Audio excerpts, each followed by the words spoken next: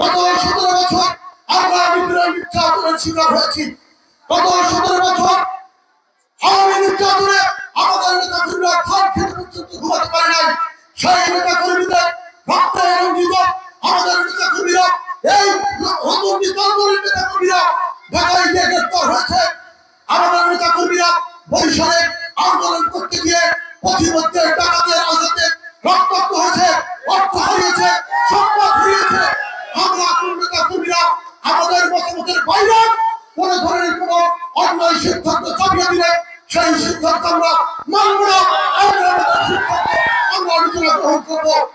আপনাদের সকলকে একটি বিষয় আশ্বস্ত করতে চাই, কোন সংশয় সংকট নেই, কোন সন্দেহ নেই।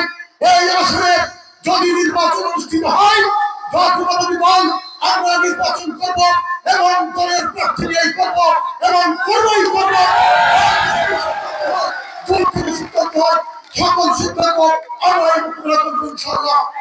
বছর তাদের অর্থ হারিয়েছে, অর্থ ব্যয় করেছে, নির্যাতন হয়েছে। এই নির্যাতন নেতাকর্মীরা আমরা কোন ভারতীয়র কাছে আমরা বন্ধ দিতে পারবো না। আমরা এই গণজীবন 10 মিনিট বিএনপিকে আমরা রক্ষা করব, আমাদের অধিকার আমরা প্রতিষ্ঠা করব এবং নির্বাচনের চূড়ান্ত ফলাফল বিজয় নিয়ে আমরা ঘরে ফিরব ইনশাআল্লাহ। আগামী জাতীয় নির্বাচন পর্যন্ত আরেকটি কথা বলি, গত 5 তারিখের পরে আমরা জাতীয়তাবাদী দলের স্থানীয় নেতাকর্মীরা এবং আমরা কাঁধে কাঁধ মিলিয়ে এই অঞ্চলে শান্তি শৃঙ্খলা বজায় রাখার জন্য আমরা আপ্রাণ চেষ্টা করছি। যদি কোন নেতাকর্মী কোন সাধারণ মানুষের সাথে অন্য কোন রাজনৈতিক দলের সাথে কোন অন্যায় করে থাকে, খাস করে এই সমাবেশ থেকে আমরা আপনাদের কাছে দুঃখ প্রকাশ করছি এবং আমরা ক্ষমা চেয়ে নিচ্ছি। আগামী জাতীয় নির্বাচন পর্যন্ত দলমত নির্বিশেষে আমরা সকলে এই মাটির মানুষের মঙ্গলের জন্য এবং এই মাটির মানুষের কল্যাণের জন্য আমরা দলমত নির্বিশেষে সবার ঐক্যবদ্ধ থাকবো। জাতীয়তাবাদী দলের পক্ষ থেকে আমরা সকল রাজনৈতিক দল এমনকি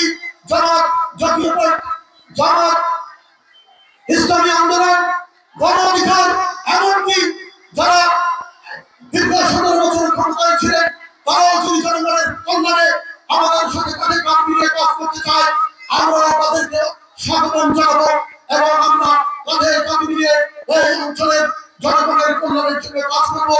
সেই সময় আপনাদের প্রায়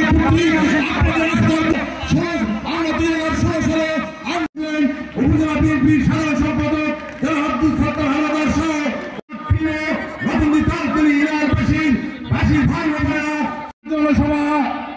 আমাদের প্রধান অতিথি হিসাবে উপস্থিত উপজেলায় কোন এমপি প্রার্থী নাই এবং আপনি মনে করবেন আমার এই ইউনিয়নের সকল উন্নয়নের সকল কার্যকলাপ